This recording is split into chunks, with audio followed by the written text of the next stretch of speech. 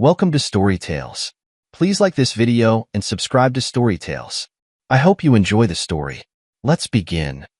The tires of John Boone's Audi crunched over the gravel driveway as he pulled up to Alder Creek Lodge, a sprawling wooden structure nestled against the backdrop of Oregon's rolling mountains. The lodge stood quiet and majestic amid the surrounding pines. Too quiet. John switched off the engine and sat for a moment, staring through the windshield. At 42, his face had hardened into something unreadable handsome still, but with a tightness around the eyes that hadn't been there a decade ago. He reached for the thermos in the cup holder, black coffee still hot, and took a slow sip before exiting the car. The autumn air hit his face as he stepped out, dressed in a charcoal suit that fit his trim frame perfectly. Not a wrinkle to be found. Control was important to John. It always had been. He approached the lodge, overnight bag in one hand, thermos in the other. His watch read 4:15 p.m., right on time. No cars in the parking area, except his own. No sounds of family arriving. No laughter spilling from open windows. Nothing. "Hello," John called out as he opened the heavy wooden door. His voice echoed in the cavernous main room. A massive stone fireplace dominated one wall, cold and empty. The long dining table he'd specified when making the reservation stood bare. No tablecloth, no place settings, no centerpieces, but he set his bag down by the door and walked slowly through the main hall. The kitchen was pristine and used. The bedrooms, all 8 of them, made up with fresh linens but clearly unoccupied. John checked his phone. No messages, no missed calls. He walked back to the main hall and stood in front of the cold fireplace. Something inside him had expected this, but the reality of it still landed like a stone in his stomach. $12,000 for a weekend family reunion, all paid from his personal account. A lodge large enough for everyone: Lorna's parents, her sister Ivy and her husband, their kids, and of course Junie, his family. But the lodge was empty. John dialed Lorna's number, his thumb pressing each digit with deliberate pressure. 3 rings, then her voice, light and musical. "Hey you, where are you?" In the background, he could hear voices, laughter. Female laughter. He recognized instantly his daughter, Junie. "I'm at the lodge," John said, his voice even. "In Alder Creek." A pause. Then more laughter, this time from Lorna. "Oh my God, John, you didn't actually go there, did you? We were just kidding about that." More laughter in the background. Then Junie's voice closer to the phone. "Dad, oh my God, did you actually drive all the way to Oregon? We came yesterday. Had the best time." "Yeah," Lorna added, her voice turning syrupy sweet. "We thought you knew it was just a joke. You know, since you're always working anyway. We didn't think you'd actually take time off." John's grip tightened on the phone, his eyes fixed on a point on the wall, unseeing. "Junie made the most amazing pasta salad," Lorna continued. "She's turning into quite the chef. We'll bring you some leftovers. Promise." Another burst of laughter from both of them. John ended the call without another word. He slipped the phone back into his pocket and stood motionless in the center of the empty lodge. Outside the large picture windows, the sun was starting to dip behind the mountains, casting long shadows across the wooden floor. He didn't move as the shadows crept toward him, didn't flinch when they finally reached his feet and began to climb at night. John built a fire. The lodge manager had left plenty of wood stacked beside the massive stone fireplace. Each log he added was placed with precision, the structure perfect for maximum heat with minimum effort.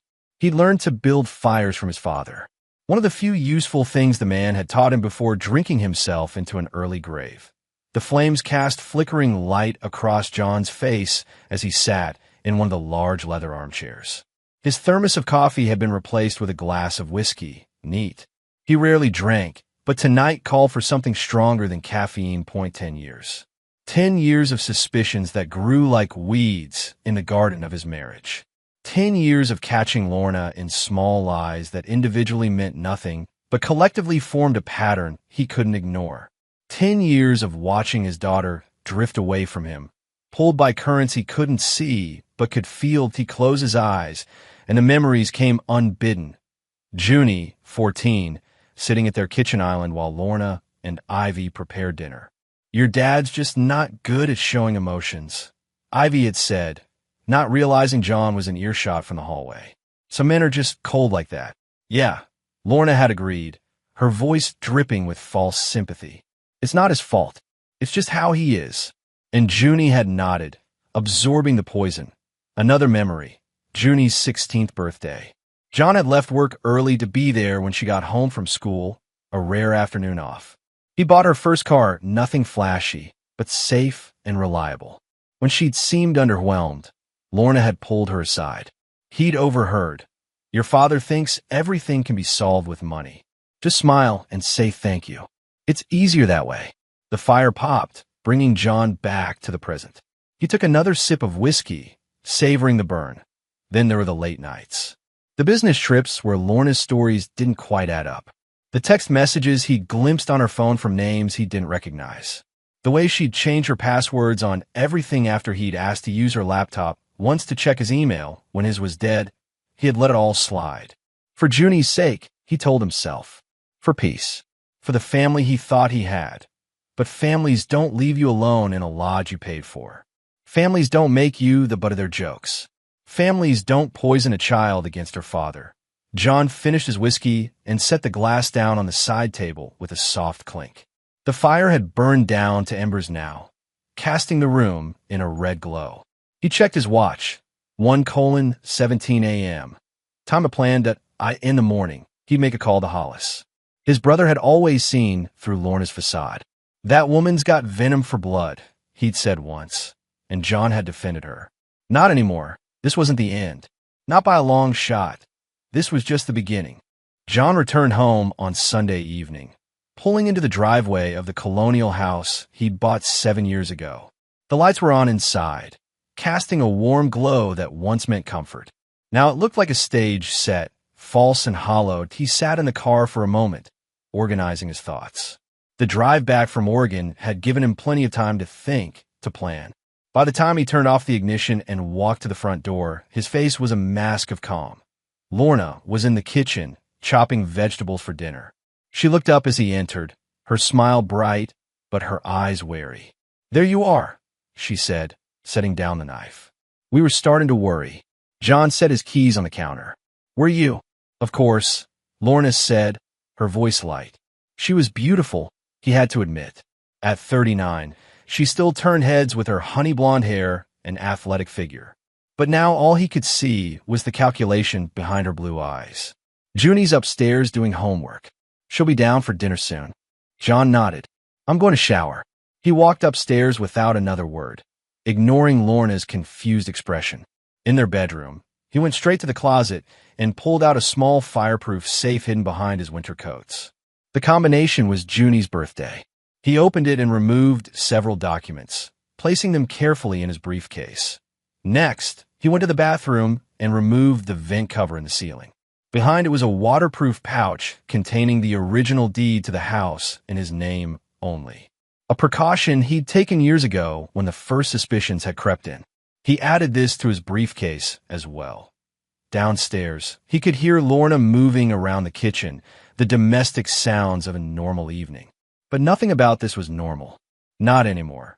The next morning, after Lorna left for her Pilates class and Junie for school, John sat at his home office computer and began the process of draining their joint accounts.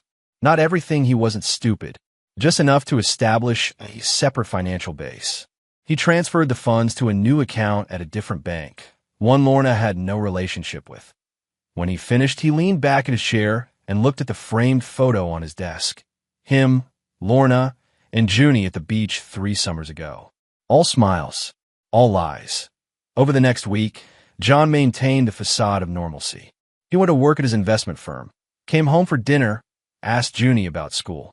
But each day, he removed something else from the house.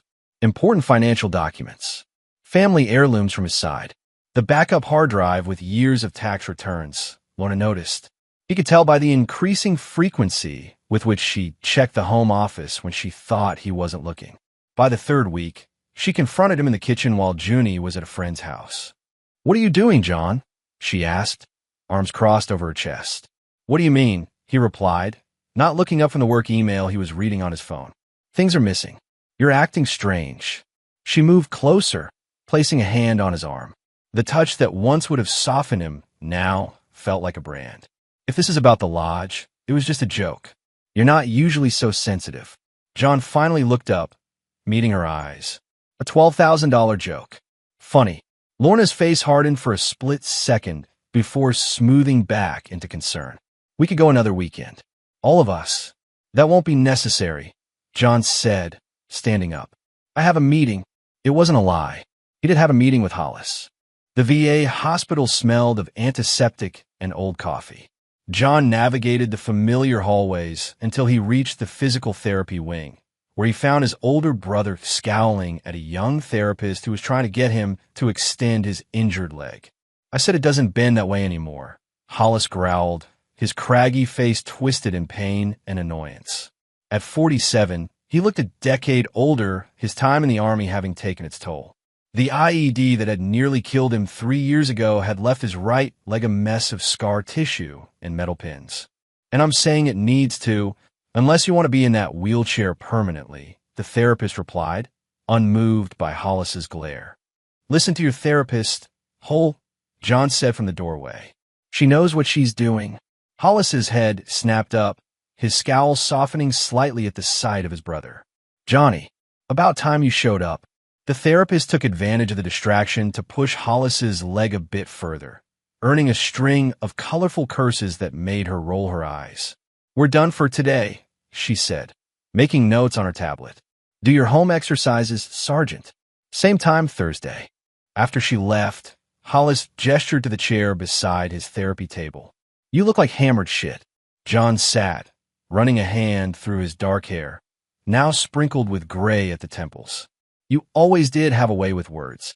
What's going on? Your message said it was important. John leaned forward, elbows on his knees. It's Lorna. Hollis snorted. That woman's got venom for blood. I told you that before you married her. You did. And you told me to go to hell. I did that too. So what's changed? John told him everything: the empty lodge, the joke, the years of suspicion and growing distance. Hollis listened without interruption, his weathered face darkening with each new detail. When John finished, Hollis was quiet for a long moment. You want my advice? He finally said. I do. Cut her out like a tumor. Clean, fast, no remorse. John nodded. It was what he'd expected Hollis to say. What he needed to hear. There's more, he said. I've been doing some digging. She's been having an affair. Maybe more than one. Hollis cursed under his breath. Evidence. Some. Not enough yet. Then get it. And when you do, you call Tamara Vance. John raised an eyebrow. The attorney? How do you know her? Hollis's mouth twisted in a sardonic smile. She handled my divorce from Karen. Woman's a shark. Exactly what you need. That afternoon, John sat across from Tamara Vance in her downtown office. She was a slender, striking woman in her 50s with silver hair cut in a severe bob and eyes that missed nothing. Sergeant Boone speaks highly of you, she said, reviewing the documents John had brought. He's not a man who's easily impressed. Hollis has always been a good judge of character, John replied, except in his first marriage. Tamara's lips twitched in what might have been a smile. We all have blind spots, Mr. Boone. Even you. She set down the papers and looked directly at him. You want my assessment? You've laid some groundwork, but we need more. Electronic evidence of the affairs. Financial records showing any misuse of marital funds. And we need to address the custody situation. Junie's 18, almost out of high school. Still, your wife has poisoned that relationship. We need to be prepared for how that affects things. John nodded, a knot forming in his stomach at the thought of his daughter. There's something else you should know. He pulled another document from his briefcase and slid it across the desk. Tamara scanned it, her eyebrows rising slightly. A paternity test. You're not Junie's biological father. No. How long have you known? 3 years. I found some old medical records when Junie needed surgery. Blood types didn't match up. I had the test done without telling either of them. Tamara studied him. And you stayed. It wasn't a question, but John answered anyway. She's still my daughter. I raised her. This changes the legal landscape considerably, Tamara said, her tone professional but not unkind, both for custody and for financial obligations. I don't want to use it unless absolutely necessary. Tamara nodded, making a note. Let's gather the rest of what we need first. I'll have my investigator start immediately. As John stood to leave, Tamara added, Mr. Boone, one piece of advice? He paused. Don't tip your hand. Not yet. The element of surprise is critical in cases like this. John nodded, thinking of the empty lodge, of Lorna's laughter on the phone. I understand the power of surprise, Ms. Vance. The investigation moved quickly. Tamara's people were good, discreet, thorough, and relentless. Within 2 weeks, they had compiled a substantial file on Lorna's activities. John sat in Tamara's office, reviewing the evidence. Text messages, credit card statements showing hotel charges, photos of Lorna entering and exiting an apartment building across town. His name is Benjamin Crest, Tamara said, pointing to a photo of a man in his mid-30s with carefully tousled hair and a leather jacket. Goes by Benji. He's a musician, not a very successful one. John stared at the photo. Something about the man seemed familiar. We believe the affair has been going on for at least 8 months, Tamara continued. Possibly longer. John flipped through more photos, stopping suddenly at one showing Lorna, Benji, and another woman at a cafe. Who's this? He asked, pointing to the woman. Tamara, check her notes. Frances Crest, Benji's wife. John felt his blood go cold. Frances is Junie's godmother. She's been friends with Lorna since college. Tamara's expression hardened. There's more. We found evidence of at least one other affair 2 years ago. With this man. She slid another photo across the desk. John recognized him immediately. Tom Reinhardt. He coached Junie's soccer team in middle school. He shook his head, disgust rising in his throat. Does Lorna have any friends she hasn't slept with? There's also the financial situation, Tamara said, moving on. She's been siphoning money from your joint accounts into a separate account under her maiden name. Not huge amounts, but it adds up. Over $50,000 in the past 3 years.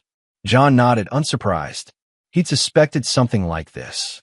What about Junie? Any evidence she knows about any of this? Tamara hesitated. No direct evidence. But there are text messages between your wife and her sister Ivy that suggest they've been shaping Junie's perception of you for some time. She handed him printouts of the messages. John read them, his jaw tightening. Lorna.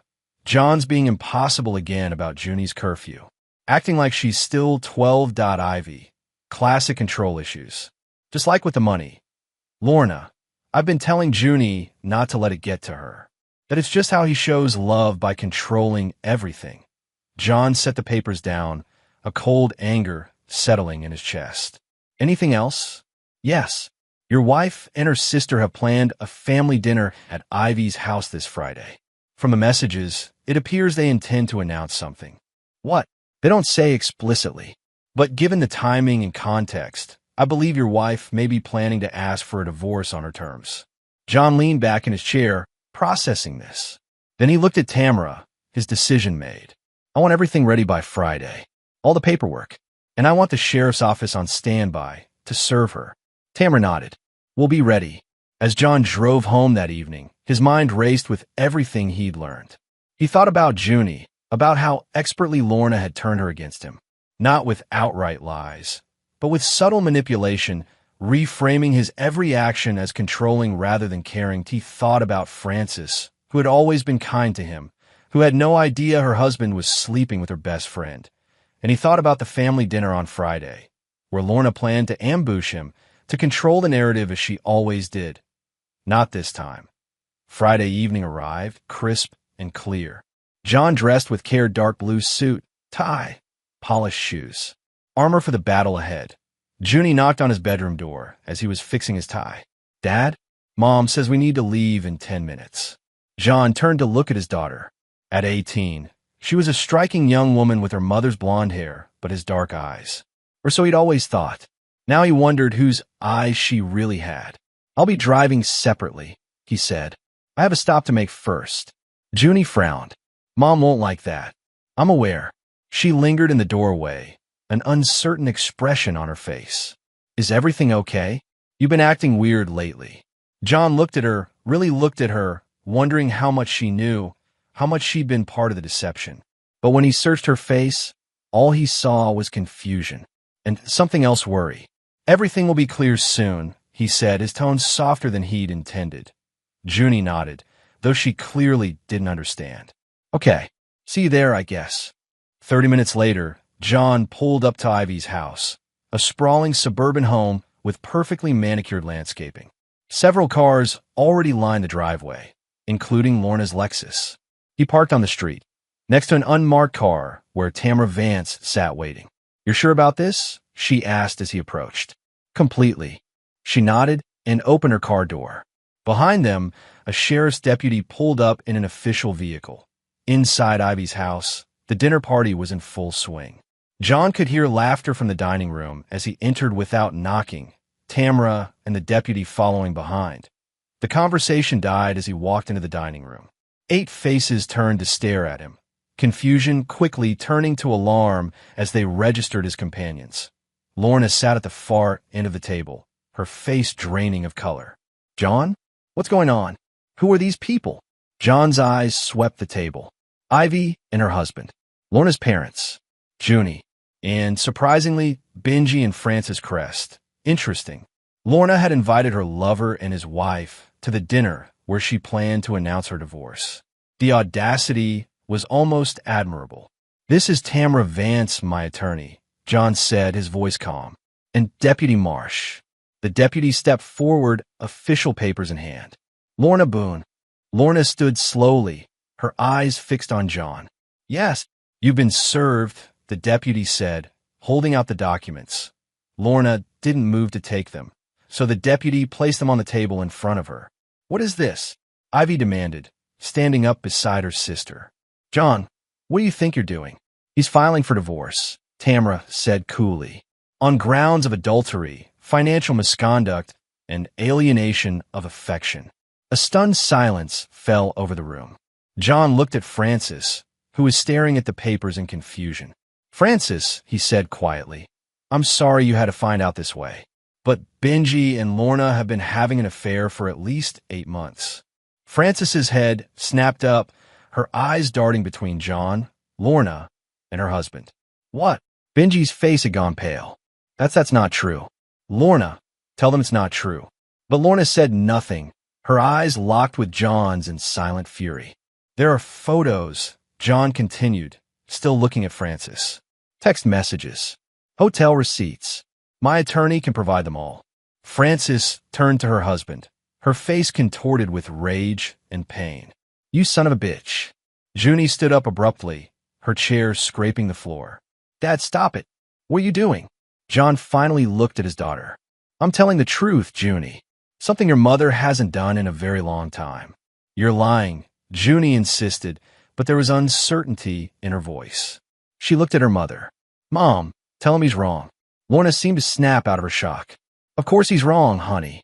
Your father's just angry because you've been stealing from our accounts?" John interrupted. "Because you've been sleeping with your friend's husband? Or because you and Ivy have been poisoning Junie against me for years?" Ivy stepped forward, her face flushed.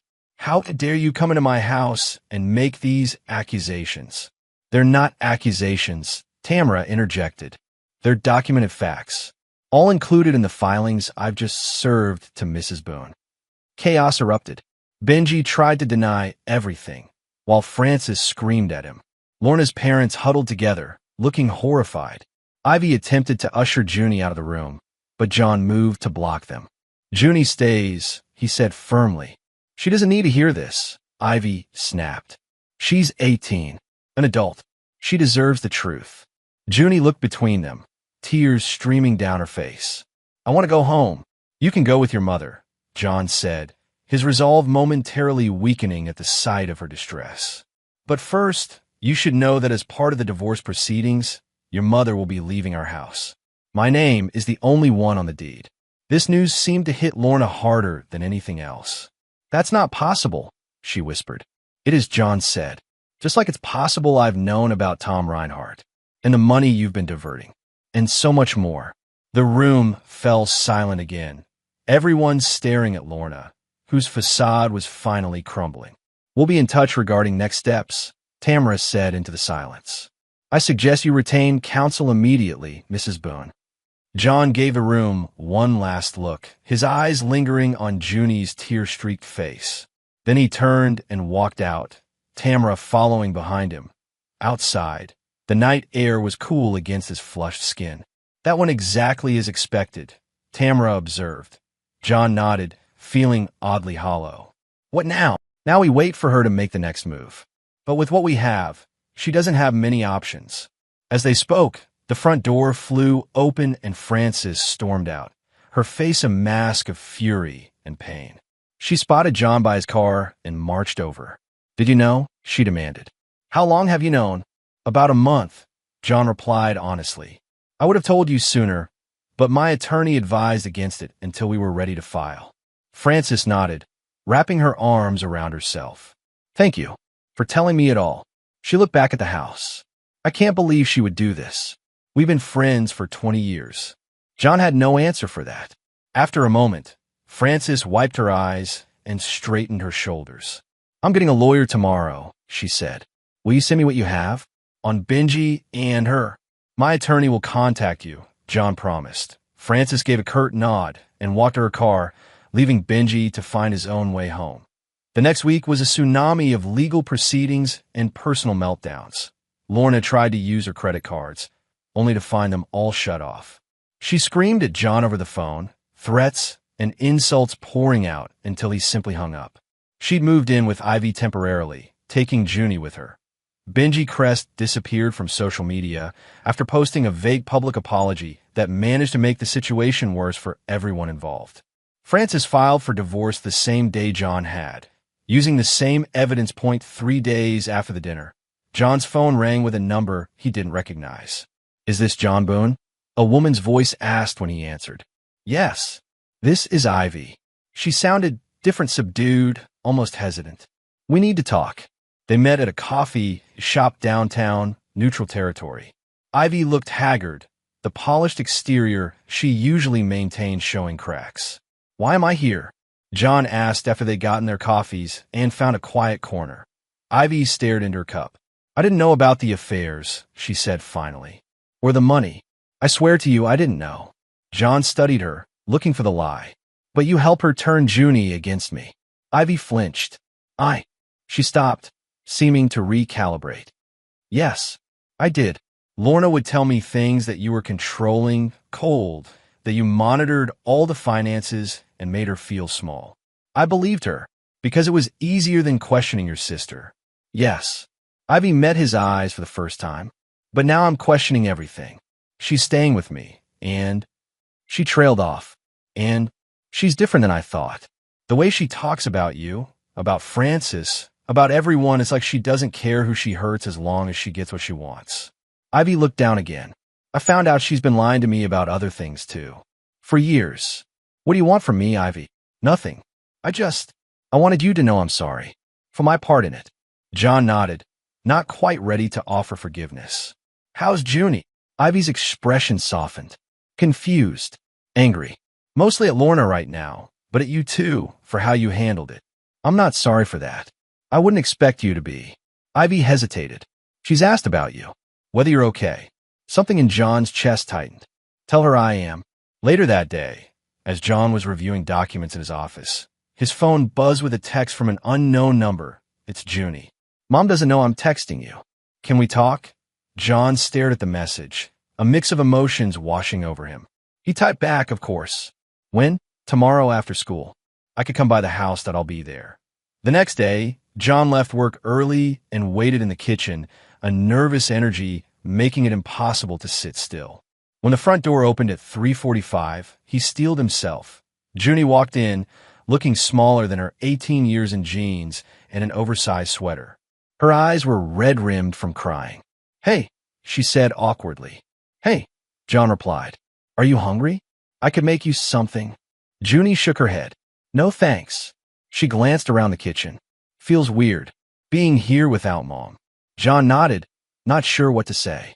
Aunt Ivy said you guys talked, Junie continued. She said she told you she was sorry. She did. Are you? Sorry, I mean, about how you did everything. In front of everyone like that.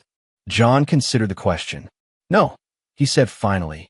I'm not sorry for exposing the truth. I'm sorry you had to be there to see it. Junie absorbed this, picking a loose thread on her sleeve. Mom's a mess. She cries all the time, then gets angry, then cries again. That's not your responsibility to manage, Junie. I know, but she looked up at him, her expression pained. She's still my mom. And you just destroyed her. She destroyed herself, John said, his tone firm but not unkind. Her choices led us here. Did you ever love her? Junie asked suddenly. The question caught John off guard. Yes, he said after a moment. Very much. Once. Junie nodded, seeming to accept this. She wandered to the refrigerator, opening it to look inside a habit from childhood. So what happens now? With the divorce and everything? That depends on your mother. If she fights it, it could take time. If she accepts the terms my attorney has proposed, it could be over relatively quickly. And what about me? Junie asked, her voice small. John felt a familiar pain in his chest, the pain of loving a child who wasn't biologically his, who had been turned against him, but who he couldn't stop caring for. You're 18, he said carefully. Legally, you can make your own decisions about where you live, who you spend time with. But I hope you'll still want me in your life. The words came out more vulnerable than he'd intended. Junie closed the refrigerator and leaned against it, studying him. Did Mom really cheat on you? With Uncle Benji? John nodded. Yes. And she took money? Yes. Junie digested this, her expression troubled. She told me it was because you were controlling, that you monitored every penny she spent and made her feel like a child. That wasn't the reason, John said. But I understand why you believed her. She's very convincing. Junie was quiet for a long moment. Then, I don't know what to believe anymore. About either of you. That's fair. She pushed away from the refrigerator. I should go. Mom thinks I'm at the library. John walked her to the door, wanting to reach out to her, but holding back. At the threshold, Junie paused and looked back at him. Dad, yes. Would you ever want to talk again? Like this? Something loosened in John's chest. Any time, Junie. My door is always open to you. She nodded and left, the door closing softly behind her. 3 weeks later, John and Tamara sat in a conference room at the courthouse, waiting for Lorna and her attorney to arrive for the first mediation session. The preliminary hearings had gone in John's favor, with the judge ordering Lorna to vacate the house and imposing temporary financial arrangements that heavily restricted her access to marital assets based on the evidence of her prior misappropriation. She's late, John observed, checking his watch. A power play, Tamara replied, unruffled. Her attorney advised against it. I'm sure, but Lorna can't help herself. As if on cue, the door opened, and Lorna swept in, followed by a harried-looking man in his 60s carrying an overstuffed briefcase. Lorna had made an effort with her appearance designer dress. Perfect makeup, hair freshly styled, but John could see the strain around her eyes. Sorry we're late, the attorney said, setting his briefcase on the table. Traffic was terrible. Tamara merely nodded, her expression neutral. Shall we begin? The next hour was a tense back and forth, with Lorna's attorney trying to argue for more favorable terms while Tamara systematically dismantled each argument with documentary evidence of Lorna's misconduct. My client is willing to be generous in spite of your client's behavior, Tamara said, her tone professional but with an edge. But that generosity has limits. This is about punishing me, Lorna interjected, ignoring her attorney's warning glance. You're trying to leave me with nothing after 18 years of marriage. 16, John corrected quietly. We've been married 16 years. Lorna waved a hand dismissively. Whatever. The point is, I'm entitled to my fair share of what we built together. And I'm entitled to alimony. And Junie needs my support. Junie is 18, Tamara pointed out. Child support is not applicable. She's still in high school, Lorna's attorney argued. And she'll need support through college. Mr. Boone has always indicated he intended to pay for her education. Tamara glanced at John, who gave a slight nod. My client is prepared to discuss Junie's educational expenses, Tamara conceded. However, there are complicating factors. Lorna's attorney frowned. What complicating factors? Tamara opened a folder and pulled out a document, sliding it across the table. This. The attorney picked it up, adjusted his glasses, and began reading. His expression shifted from confusion to shock. Is this accurate? It is, Tamara confirmed. Verified by an accredited lab. What is it? Lorna demanded, trying to see the paper. What are you showing him? Her attorney handed her the document wordlessly. John watched as Lorna read it, her face paling. A paternity test, she whispered, looking up at John with wide eyes. When did you? 3 years ago, John replied evenly. After Junie's appendectomy. The blood types didn't match up. Lorna shook her head, panic rising in her eyes. This can't be right. The test must be wrong. It's not wrong, John said. And you know it. Lorna's attorney cleared his throat. Mrs. Boone, if you knew Mr. Boone was not Junie's biological father, that would constitute fraud. I didn't know. Lorna insisted, her voice rising. I swear I had no idea. John said nothing, just watched as Lorna's carefully constructed world continued to crumble. He didn't believe her, of course. The timing of her pregnancy, her insistence on getting married quickly, it all made sense now. This changes our negotiating position significantly, Tamara said, addressing Lorna's attorney. While my client has raised Junie as his own and intends to continue supporting her through college out of affection, he has no legal obligation to do so. Nor does he have any obligation to provide alimony to a spouse who committed paternity fraud in addition to adultery and financial misconduct. The mediation ended shortly thereafter, with Lorna's attorney requesting time to confer with his client privately. 2 days later, they were back in court for a hearing on temporary support. John sat beside Tamara as the judge reviewed the filings, including the paternity test. In light of this evidence, the judge said, looking over her glasses at Lorna, I am denying the request for temporary spousal support.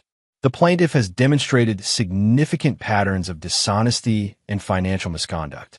While the court acknowledges the length of the marriage, we cannot reward behavior that undermines the very foundation of marital trust. Lorna made a small, choked sound.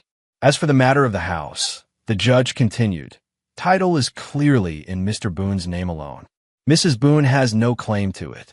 She is to remove any remaining personal possessions within 7 days, supervised by a court officer. The judge made a few more rulings regarding access to bank accounts and credit cards, all favoring John's position. When she finished, Lorna was openly crying, her attorney looking grim beside her. Outside the courtroom, John stopped Tamara before she could leave. What happens now? Now her attorney will strongly advise her to settle, Tamara said. She has very little leverage left. If she's wise, she'll take what we're offering and move on. John nodded, feeling a strange mixture of vindication and emptiness. And if she's not wise? Tamara gave him a measured look. Then we continue to fight. But John, you should know winning like this as completely as you have doesn't always feel the way you expect it to. John thought about that as he drove home. The house felt cavernous and empty without Lorna and Junie. He'd gotten exactly what he wanted: justice, vindication, freedom from a marriage built on lies. Oh, why did victory taste so hollow? His phone buzzed with a text from Junie.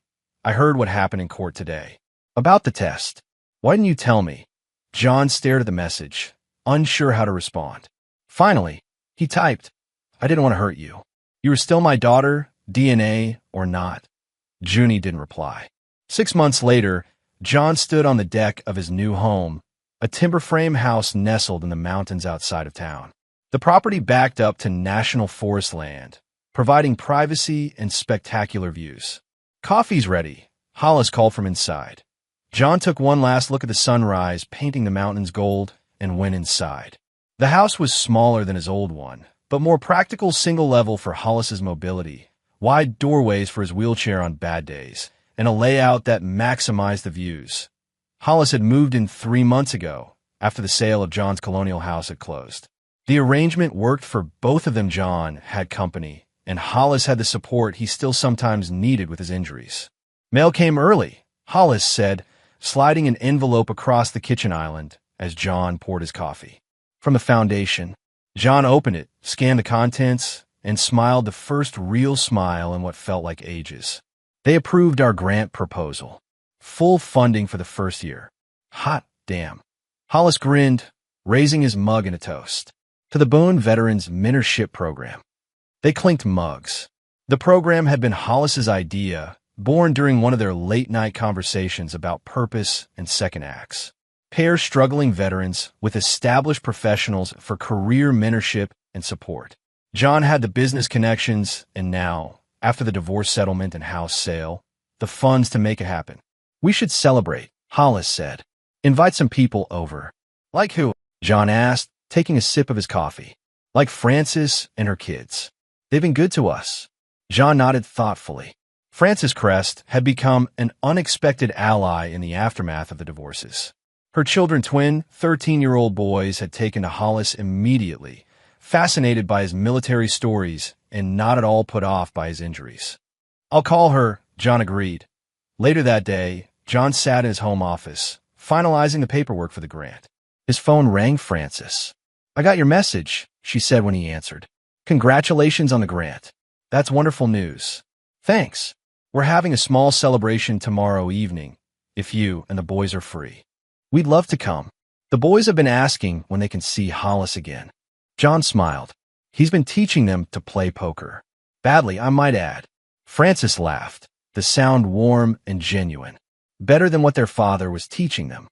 There was a moment of comfortable silence. Then Frances spoke again, her tone more serious. Have you heard from Junie lately? John's smile faded. Not directly. Ivy mentioned she's been accepted to 3 colleges for the fall. That's good. Yeah. Another pause. She'll come around, John, Frances said gently. She's just trying to figure out who she is with all of this new information. I know, John replied, though he wasn't sure he believed it. The distance between him and Junie had grown in the months since the paternity test revelation. She'd stopped responding to his texts, and their planned meetings kept getting canceled or postponed. Anyway, Frances continued, sensing his discomfort. We'll see you tomorrow. 6 o'clock. Perfect. The next evening, the house filled with more people than John had anticipated. Frances and her sons, yes, but also several veterans from the mentorship program, a few colleagues from John's firm who'd supported the initiative, and even the judge who'd approved their nonprofit status, who turned out to be a veteran herself. John moved through the gathering, making introductions, refilling drinks, surprised at how natural it felt. Hollis held court on the deck, regaling the younger veterans with stories that were equal parts harrowing and hilarious. You've built something good here, Frances said, appearing beside John as he stood, watching the group on the deck. We're just getting started, he replied. Still, it matters. She studied his profile. You seem different. More present. John considered this. I feel more like myself than I have in years. Frances nodded, understanding in her eyes. Freedom will do that. Later, as the party began to wind down, John stepped out onto the deck for a moment of quiet. The spring air was cool but not cold, the stars emerging in the darkening sky. His phone buzzed in his pocket. A text from a number he knew by heart. I heard about your veterans program. That's really cool. Congratulations. Junie. John stared at the message, his heart racing. After a moment, he typed back, thank you. It means a lot to hear from you. 3 dots appeared, disappeared, appeared again. Finally, I'm trying to figure stuff out. About everything. But I wanted you to know I think what you're doing is good. Whenever you're ready to talk. I'm here. John replied that I know that IT wasn't much, but it was something. A small crack in the wall that had grown between them. For now, it was enough. Summer came, bringing with it a heat wave and news of Lorna's continuing troubles. She got fired from that real estate job, Ivy told John during one of their now regular coffee meetings. Their relationship had evolved into something like a truce, with Ivy serving as an occasional bridge between John and Junie. What happened? John asked, stirring his iced coffee. Ivy sighed. What always happens? She made someone important angry. The broker's wife, in this case. John raised an eyebrow, but didn't ask for details. He could guess. She's still staying with you? He asked instead. No, thank God. She found a place. Tiny apartment on the east side. Ivy hesitated. She's not doing well, John. That's not my concern anymore. I know. I'm not saying it should be. Just. Ivy trailed off, shaking her head. It's hard to watch someone you love self-destruct. John understood that all too well. Benji posted another public apology. Ivy continued, changing the subject slightly. Even more pathetic than the last one. John had seen it. A rambling social media post in which Benji Crest detailed his moral failings and journey to become a better man, complete with quotes from self-help books and vague references to therapy. The comments had been brutal. Francis says he's living in his parents' basement now, John remarked. Trying to launch a podcast about redemption. Ivy rolled her eyes. Of course he is. Lorna hates him now, by the way. Says he threw her under the bus. Charming. They were quiet for a moment, sipping their coffees. Junie's leaving for college in 3 weeks. Ivy said finally. Berkeley. John nodded. He knew he was paying the tuition, though he'd done it through an arrangement with the school rather than directly, at Junie's request. She might appreciate hearing from you before she goes, Ivy suggested carefully. I've tried texting. She responds sometimes, but it's minimal. Try a letter, Ivy advised. An actual, physical letter. She's not as angry as she pretends to be. She's just confused. Lost. John considered this. I'll think about it. That evening, he sat at his desk, a blank piece of stationery in front of him. He'd started and discarded 3 drafts already. How do you compress a lifetime of love, hurt, and hope into a single letter? Finally, he began writing. Dear Junie, first, congratulations on Berkeley. I'm incredibly proud of you, and I know you're going to thrive there. I'm writing because there are things I want you to know as you begin this new chapter.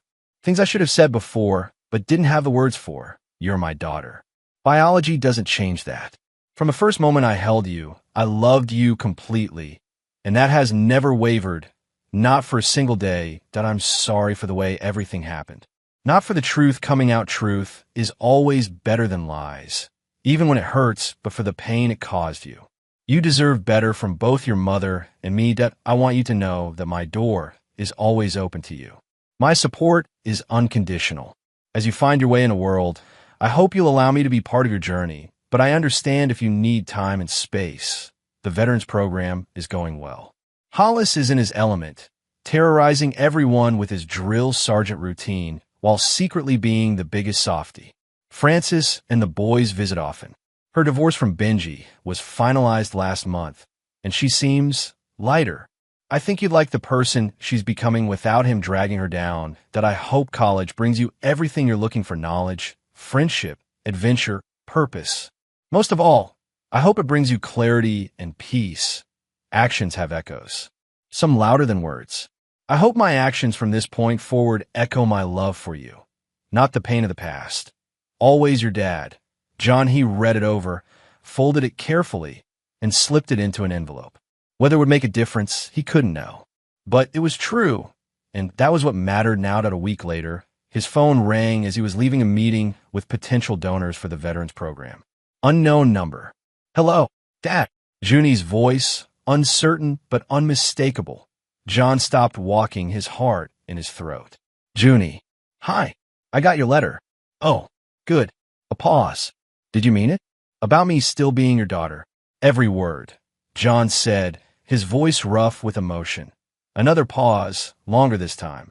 I'm leaving for Berkeley next Tuesday. I was wondering, maybe we could have coffee before I go? Just to talk. John closed his eyes briefly, relief washing over him. I'd like that. Very much. Monday morning? That cafe near the park. I'll be there. After they hung up, John stood motionless on the sidewalk, the sun warm on his face, feeling something he hadn't felt in a long time. Hope Point 1 year to the day after the empty lodge incident, John stood on the deck of the Alder Creek Lodge, watching as vehicles pulled into the parking area. But this time, the lodge wasn't empty. Far from it. Hollis emerged from inside, leaning on his cane. Food's almost ready. Frances said she's handling the drink setup. John nodded, taking a sip from his ever-present coffee thermos. Thanks, Hole. His brother studied him. You okay? You got that look. What look? The one where you're thinking too much. John smiled faintly. Just memories. Being here again. Hollis nodded, understanding. Different circumstances this time. Very different. The community barbecue had been Hollis's idea, a celebration of the veterans program's successful first year, a chance to thank donors and introduce new mentors and mints. The lodge had been the obvious choice, symbolic in a way John appreciated that he'd paid for it himself again. $12,000. But this time, the money bought something real. Throughout the afternoon, the lodge filled with people. Veterans and their families. Business associates who'd supported the program. Neighbors from their mountain community. Frances and her boys, who'd become fixtures in John and Hollis's life. John moved through the crowd, shaking hands, accepting congratulations, feeling a quiet pride in what they'd built. The program had helped 27 veterans in its first year, with plans to expand to neighboring counties. Mr. Boone, a young woman in an Air Force uniform, approached. I just wanted to thank you. My husband was in your first mentorship group. He's got a job now, a good one. It's changed everything for us. John smiled, genuinely touched. He did the hard work. We just opened a door. Still, thank you. As the evening progressed, John found himself standing by the massive stone fireplace, now crackling with a cheerful blaze, nursing a rare glass of whiskey. The room was filled with conversation and laughter, the atmosphere warm and genuine. Frances appeared beside him, elegant in a simple blue dress. Penny, for your thoughts. Just reflecting, John replied. It's been quite a year. That it has. She clinked her glass against his. For the better, I'd say. Agreed. They stood in comfortable silence, watching the gathering. Frances's twins were playing some kind of card game with Hollis, all three of them laughing uproariously. Heard anything from Junie? Frances asked after a moment. Email last week. She's doing well. Made the dean's list. John couldn't keep the pride from his voice. She's thinking about coming home for part of the summer. That's wonderful, John. He nodded, still cautious about hoping for too much. Their coffee meeting before she left for college had been tentative but positive. Since then, they'd communicated sporadically texts, emails, the occasional phone call. Small steps toward rebuilding something new from the wreckage of the past. And Lorna? Frances asked, her tone carefully neutral. No idea. Ivy mentioned she moved to Arizona. New job, new start. John shrugged. I wish her well, from a very great distance. Frances smiled at that. Wise policy. A young veteran approached them, a question about the mentorship application process. As Frances moved away to give them privacy, John found himself thinking about the contrast between this gathering and the family reunion that never happened a year ago. This was better. Real. Built on truth rather than lies. Later, as the evening was winding down, Hollis cornered him by the fire pit outside, where a few remaining guests were roasting marshmallows. So, Hollis said, lowering himself carefully into a chair next to John. Any regrets? John looked at his brother, then around at the lodge, at the people who had become his chosen family, at the program that was changing lives, at the home he'd built from the ashes of betrayal. Regret, John said, taking a sip of his coffee. I regret not leaving them sooner. Hollis nodded, satisfied with the answer, as the last guest departed. John stood on the deck once more, watching the stars emerge over the mountains. His phone buzzed in his pocket, that a text from Junie. Just wanted to say hope the barbecue went well. Thinking of you guys. John smiled and typed back. It was perfect. The lodge was full. With the right people this time. Glad to hear it. We should talk about summer plans soon. Anytime. You know where to find me. I do. Good night, Dad. Good night, Junie. John slipped the phone back into his pocket and took a deep breath of the cool night air. Behind him, the lodge was warm with light and the sounds of Hollis and Frances cleaning up, their voices punctuated by laughter. The last reunion, indeed. But also the first of something new.